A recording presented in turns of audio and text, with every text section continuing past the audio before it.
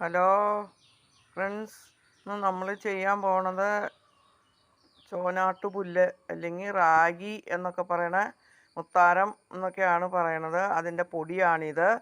ആ പൊടി വെച്ചും കൊണ്ട് ഒരു വട്ടയപ്പാണ്. അതിനാവശ്യമുള്ളത് ശർക്കര, ലേശം ഉപ്പ്, ഇച്ചിരി ഏലക്കായ, പിന്നെ നമ്മൾ തേങ്ങ ചേർക്കണം.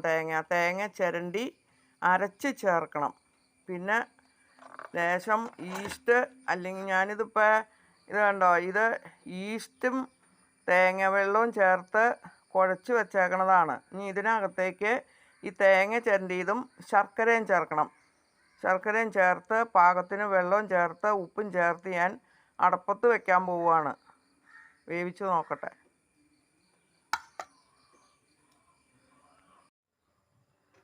നമുക്ക് ഇത് വേവിക്കാൻ ഇതുപോലെ വെള്ളം വേണം. ഇതുപോലെ കോരുമ്പോൾ ഇങ്ങനെ ചാടാൻ പാകത്തിന് വെള്ളത്തിൽ വേണം കുഴച്ച് എടുത്തിട്ട് നമുക്ക് അത് ആവിയിൽ വെച്ച് വേവിക്കാനായിട്ട്. റാഗിപ്പൊടി കൊണ്ട് നല്ല അടിപൊളി